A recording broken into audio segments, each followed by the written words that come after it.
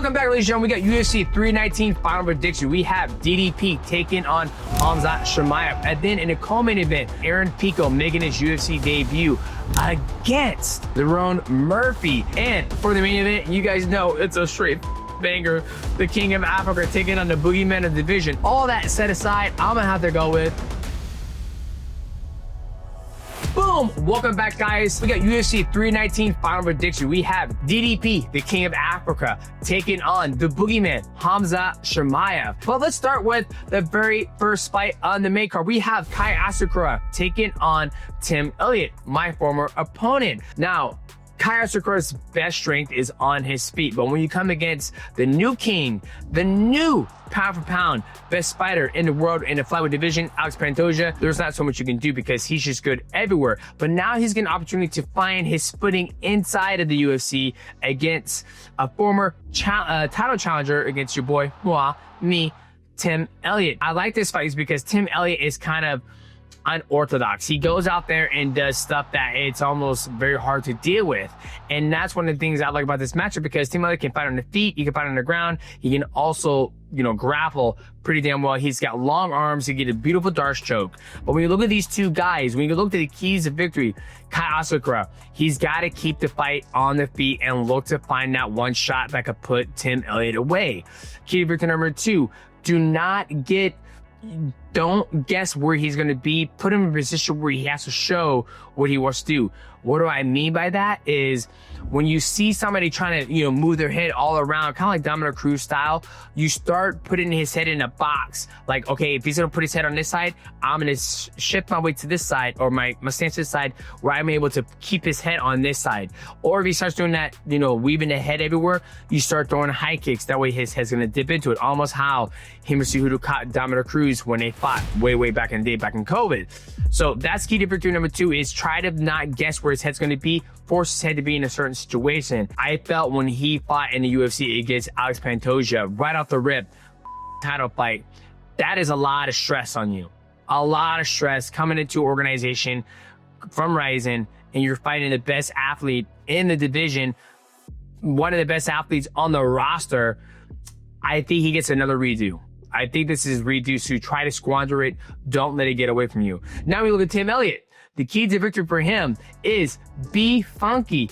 Use that unorthodox style that you did against me. It gave me problems when I was in my prime of my career, just because 1, he is long for the division, and 2, he doesn't throw a jab like a traditional jab. His cadence is not your traditional cadence. Like a kickboxer, he's moving, he's feinting. Now, when you look at Tim Elliott, it's not like his style's kind of changed over the years. I feel like when I watch him, I feel like the style's pretty much essentially the same. When I was fighting him, it felt, once again, I'm 5'3", Asakura is a little bit bigger than me, but when I fought Tim Elliott, he was so much longer. He had an interesting way about throwing his punches. He would throw 1-2 and he'd be way over here. It wouldn't be like a boom, a straight down the pipe too. And I feel like that can propose problems for Asakura. And I feel the reason why he hasn't switched his style for so many years, because he's been successful with that style against people who don't know how to deal with it. That's the key to victory. Number 1 is be unorthodox. Use that funky style that you use your whole entire career that's got you this far. 2, push the pedal to the metal. Now, Asakura, he's a sniper. He needs time to set up. But one thing that Tim Elliott's very good about is about being all over his opponents and overwhelming them. And when he's overwhelming them, he overwhelm them on the feet, overwhelm them on the ground, and just keep a pace that nobody can handle. So that's going to be key victory number 2, is overwhelm Asakura with that pace on the feet and on the ground. If Asakura is able to find you and be able to see where you're at and see what you're trying to do, he has gotten comfortable. That's when a sniper is going to land a shot. But if a sniper is always adjusting to the weather, if it's raining, if it's a blizzard, if the wind is starting to change back and forth, the sniper constantly has to adjust the scope, the Leopold scope, all the time. And if Tim Elliott can do that with Asakura, don't let him get too comfortable, then Asakura will never have the opportunity to set up that sniper shot. So with those key to victories, who do I have winning in this fight? I'm gonna have to go with Asakura. Now, I think Asakura has one way to win this fight, which is looking for a knockout. But Tim Elliott he's been up and down in his career, and I'm not sure where his headspace is right now. I know he's going to come to this fight, you know, ready to take Asakura out, but I think Asakura has been overwhelmed by the best overwhelmer in the division, and I think Asakura is going to be able to, you know, get comfortable in there and find that shot. And he's also younger, and he's also more explosive. So for that, I'm gonna go with Asakura. And guys, when we're talking about UFC 319 final predictions, we gotta let you guys know this video is sponsored by PrizePicks. Now, PrizePicks is a daily fantasy sports game played directly from your phone. It's very simple. Get on your phone, go to the App Store and download PrizePicks. When we do that, use my promo code MIGHTY. Cool promotion going on right now. All you gotta do is play $5 and you're gonna get $50 instantly. And on the board, they have amazing things. Mixed martial arts. NFL season is here. And they also have preseason. They got Valorant. But right now, we're talking about UFC 319. And when we go to the event board and look at it, all right, guys, this is what I've already locked in. Jared Cannonier, 44.5 significant strikes. He's taking on Michael Venom Page. Michael Venom Page never gets hit. He's very good about being outside the void and making his opponents miss. So I went with less. And then we have Carlos Prates. I went with less in the fight time. You know, I don't think he's going to get out of the second round. Another one, Aaron Pico. Do you think Aaron Pico could land more than 3 takedowns on Lerone Murphy? I kind of like less than that. I feel like Lerone Murphy is very good about defending takedowns, very athletic. Or if you think Aaron Pico's going to land more than 2.5 takedowns on Lerone Murphy, lock in more. They have round significant strikes. Do you think Michael Page is going to land 18.5 significant strikes in the first round? I will go with less.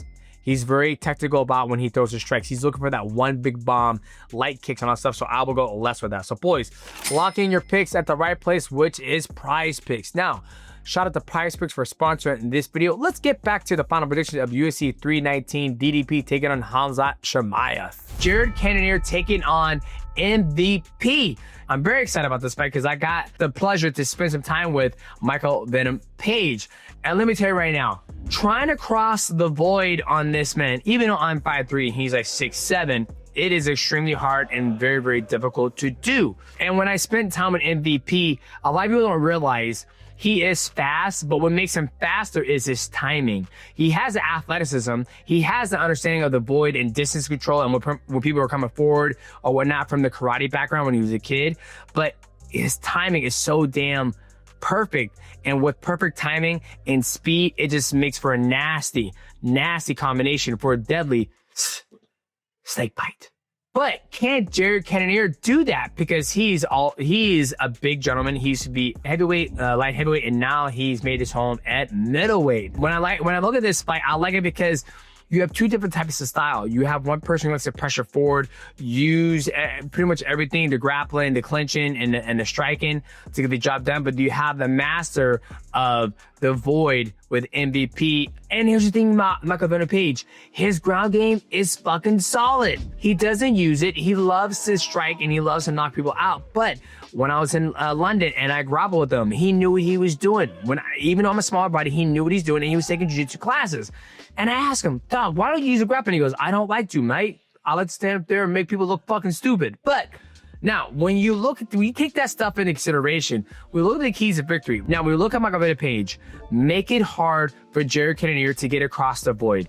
Because when somebody gets frustrated to try to get to you, they're going to expose themselves, and now they're going to look for that knockout shot. If you frustrate Jared Cannonier to get across the void, he's going to be able to put himself in a position where he can't be able to make an adjustment. You're going to be able to capitalize on his mistake. Key to victory number 2, how do we frustrate Jared Cannonier to come across the void? Obviously, the feints, the movement. And the other thing is the push kicks. Push kicks and kicks are your longest weapons when you elongate yourself, people can't get to you. And when they can't get to you, it's going to frustrate them even more to cross that void. And key to victory number 3, let's use that grappling. Let's use some of that wrestling.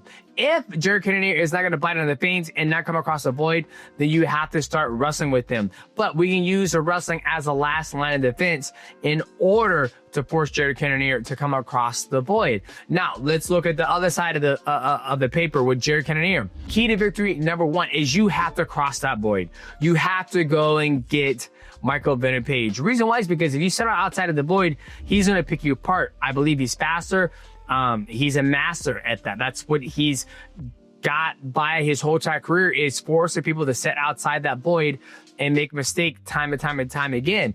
But even when I got the opportunity to go against Michael Venom Page, I just walked across the void and I ate a lot of shots. Granted, once again, I'm 5'3", I'm way smaller. But if I was, you know, weight class 185, but I was 205, I think I'd take a lot of those shots, and I would bank on taking a lot of those shots, because once I get to him, we're in the clinch, we're in the grappling exchange, where I'm not going to be eating a lot more shots. So key difference number one, you have to cross that void and go and get Michael Venom Page. Key difference number two, let's put him on his back. When you put an athlete who likes to be on their feet on their back, they can't move as much. You're able to slow them down. You're able to use your weight and get the blood pumping in the arms and the legs. And then when you do that, they get back to their feet. Then you can start moving around and try to force them to be faster. And then they're gonna have as much in the gas. They're gonna have as much gas in the tank. So when you look at those key to victory, who do I have winning between Jared Cannonier and Michael Venom Page? I'm gonna go with Michael Venom Page. Guys, I've been in the octagon with him, and I'm not gonna lie to you guys. It's fucking hard to get to Michael Venom Page. He is a master of it. He's been doing it since he was a kid, and I think he's found his home at middleweight. I saw something on the internet where he was like, I'm staying at middleweight. I'm not going back down to welterweight. So I think now his body is gonna get adjusted to this division at middleweight. Now, let us move on to the next fight on the card. Oh, guys, it's banger, back to back. Those two fights right there are banger fights. The next fight on the card, we have Carlos Prates taking on Geoff Neal. The biggest thing when I look at this fight is, how is Carlos Prates going to go into this fight? Because prior to him fighting Ian Garry, he finished every single one of his opponents in the first and the second round by KO, TKO. Then he runs into a more seasoned player in the game, and it goes to a 5-round decision. The biggest thing for Carlos Prates is that he just needs to pull the trigger. Now, when he fought Ian Garry, I felt that he wasn't pulling that trigger. But when he finally did pull that trigger, he had Ian Garry on all four, crawling to the cage, and he could have finished him if he would have pulled the trigger a lot sooner. A lot of times athletes, when they have that knockout power, just something about them that they're able to put people away. I mean, the guy fucking smokes. He's fucking drinking alcohol before. I mean, when you have that it factor, you have to put yourself in that fire in order to use that it factor. And I felt when you fight Ian Garry, he didn't do that. So the key to victory for Carlos Prates in this fight is just pull the trigger. Pull the trigger and see what happens. The technique and all that stuff is going to be there, but it's the it factor for him, what scares people. When I watch him, I was like, he has something about him where the way he moves, he's able to fucking hurt people and put people away very quick. If he doesn't pull that trigger, then we're going to see Neal be able to get away with either a 3-round decision or just outworking him. What I mean by outworking him is the same way that Ian Garry outworked Carlos, is by just moving, making Carlos second guess himself. Should I pull the trigger here or now? I feel Neal has the experience to do that because he's been in the game for a very, very, very long time. So for Geoff Neal, for his key to victories is, one, keep Carlos Prates guessing, right? Keep him guessing. When you keep an athlete guessing, then he's always second guessing. Do I go now or do I go now? Or you keeping him on his heels, not his toes. You're keeping him on his heels. When someone's on his heels, they're not able to react this fast, right? Key to victory number two, mix in the wrestling, right? When you mix in the wrestling with somebody who has that it factor, you start to stifle them, right? Once you start to stifle them, once again, it goes back to key victory number one, is that they're second guessing themselves. Then their heads are, I don't want to be here. Like, I need to get to this position in order to be successful. So with all that being said, who do I have winning between Carlos and Neal? I am going to have to go with Carlos Prates. I feel that he had the opportunity to fight a very, very high caliber guy, one of the best in the division in Ian Garry, and he got stifled by getting outworked. But at the very end of it, he pulled the trigger and had Ian Garry out, almost out. He was out on the skates on all four. And I think Carlos Prates realizes that, and he's not going to let Geoff Neal get the opportunity to make him second guess himself. He's going to pull that trigger. So for that, I'm going to go with Carlos Prates. And on a co-main event, you have Murphy taking on Aaron Pico. Now, Aaron Pico has been around, and I feel he is in a very interesting spot, because I felt when he jumped on the scene in Bellator, he has some beautiful knockouts. Beautiful uppercut right up the middle, almost at an angle in Bellator. He's got some beautiful knockouts to the liver shot. And I felt like he suffered a lot of injuries, I believe. And now he's finally making his UFC debut because obviously PFL bought fucking Bellator. Nobody still knows fucking why he bought Bellator. But he bought PFL bought Bellator, and his contract was up for, you know, they didn't know what they're going to do with him. But then you're starting to see a lot of these guys coming from the Bellator PFL contract over to UFC. It's very interesting because Murphy is undefeated, and it's very hard to do that in mixed martial arts, especially at this level. And he had a great fight against Edson Barboza. Absolute domination from Murphy on the feet. Typically when, you know, Edson Barboza gets dominated, it's when people take him down, out-grappling him. It's very rare you see Edson Barboza get outstruck on the feet, but Murphy was able to do that. And another thing I saw from Murphy is that when he fought Amir Khani, when I watched that fight, Amir Khani was able to go out there, grab a single leg, finish the takedown, and that whole round, he was able to out-grapple, or not only out-grapple, but out-position Murphy. So I was like, that seems like an interesting spot you can put Murphy is on his back and just out-grapple him. But he was able to come back that second round and get that beautiful lead knee up the middle right when he shot it and knocked him out. And then when you look at Murphy's record inside the UFC, a lot of his fights go to a decision. He just fought Josh Emmett and it went to a 5-round decision. So he's very well-rounded. He's very seasoned. He knows what he's doing. But when you look at Aaron Pico has had some beautiful finishes. I think the biggest thing about this fight is how is Aaron Pico going to be when he comes in here? Aaron Pico was supposed to fight Movzar, but Movzar had to, you know, pull out of the fight. Nobody knows the reason, but hopefully we'll get it one day. So when we look at the keys of victory, not going to be a whole lot for these gentlemen because we're going to get the first opportunity to see Aaron Pico fight inside the UFC. So key to victory 1, do not let the UFC jitters get to you. When everybody makes their UFC debut from Bellator, they kind of are a little bit flat-footed. So don't let the UFC jitters get to you.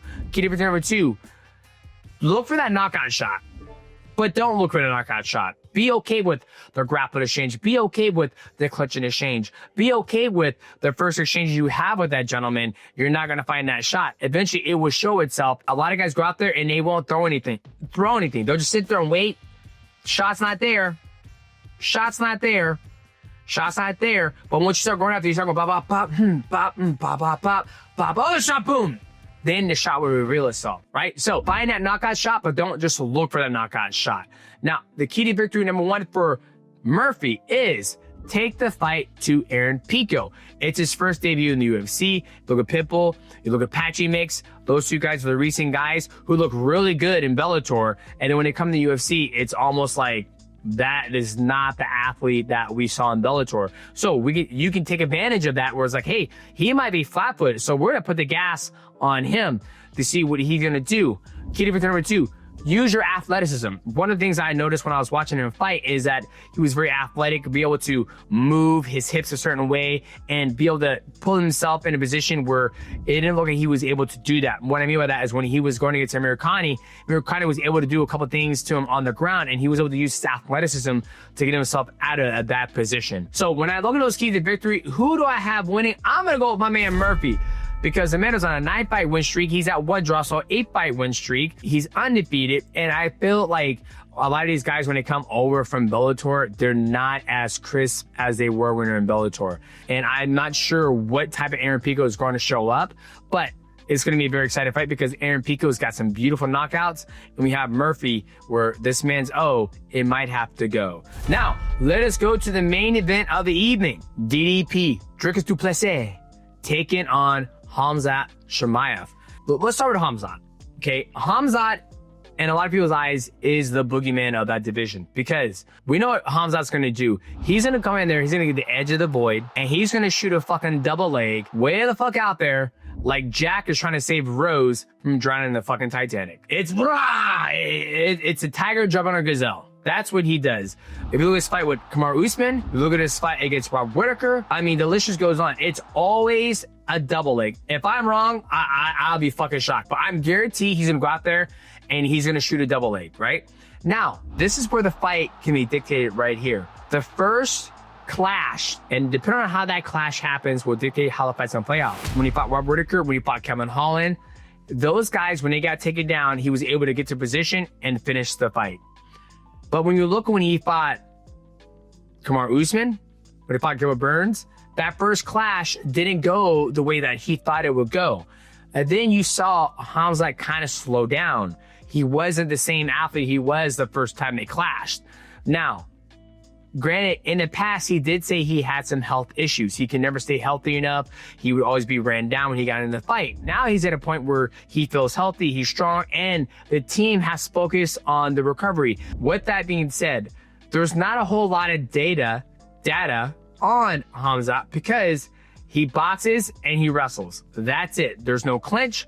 There's no kicks. It's basically I go out there, blast a double leg, and if I get that, then I'm on your back. I'll put the hooks in. The grappling exchanges that he's done with Arman Tsarukyan, high level. But other than that, that's pretty much it. So I feel like for him, it's going to come down to that very first clash. How does DDP respond to that? Now let's go to DDP.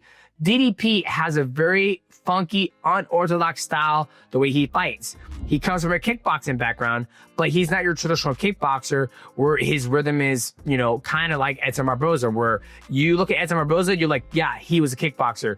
You look at DDP, you would never think he was a kickboxer because he's so unathletic, but he is athletic. He even said it himself. He was like, I have a weird way of doing things, but it works for me.